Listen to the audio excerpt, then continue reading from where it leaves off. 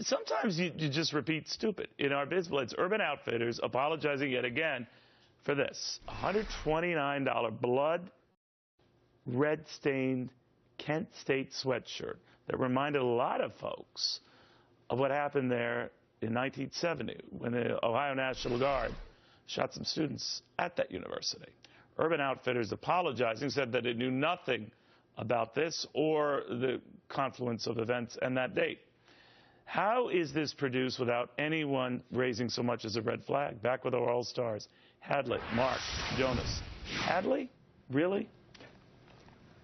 Come on, Urban Outfitters. This is just beyond the pale. I mean, they try so hard to be ironic, and we've seen them make mistakes like this before, like a T-shirt for women that says "Eat Less," or other T-shirts that have something that looks like a Star of David patch that's supposed to beckon towards, feelings about the Holocaust. I mean, this is just not surprising from a company that tries to push the envelope on the regular, and when they do, often they push too far, and that's the case with this Kent State University sweatshirt.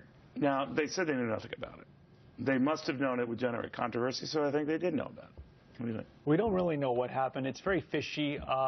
You would think they knew about it, but I could also see a case where they're putting these 20-somethings in charge of running the website and putting up T-shirts, and they don't know about our nation's history and what happened, and maybe it was a mistake, but it's more likely, to your point, they're trying to walk the controversy line and be cool again. They're kind of fading. Same-store sales are down. They got to raise the attention, but that's a fine line to walk because you get into a mess like this or with the swastika. But isn't there a process to clear stuff? But this is not a mistake. This is a market strategy because of who they're appealing to. It's a $3 billion company.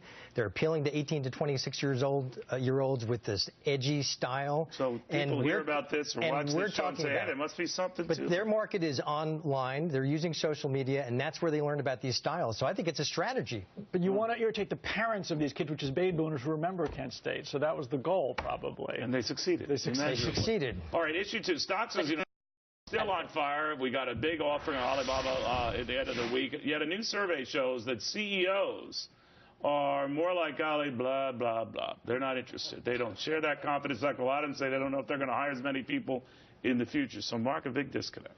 The GDP always shows us the past. These CEOs have a crystal ball into the future, and they don't like what they see. They're looking the next 6 months. They're not going to hire. They're not going to make investments because the markets are still uncertain.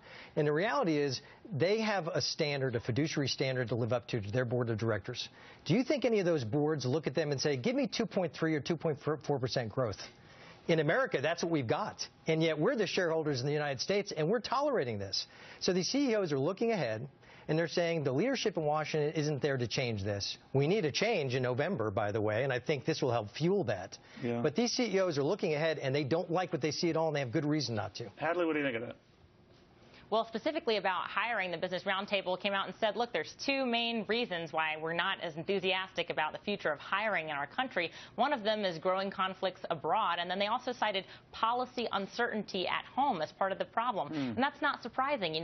We've seen a White House unilaterally delay the employer mandates and the health reform it's not surprising already. They pulled back. Real quickly, Jonas, you agree? The uncertainty in immigration policy, minimum wage, all of those things is feeding. I just think most companies don't need more employees for this growth trajectory of an economy. Some, the Alibabas of the world, need lots of employees, but most companies can handle this level of slow growth without adding staff or factories, and that's what you're seeing in these surveys. But this negative news is why interest rates are probably going to stay low, which is why the market's probably hot this week. Yeah, it could be the intended consequence to actually plan just such a thing. So keep it tepid, keep it low.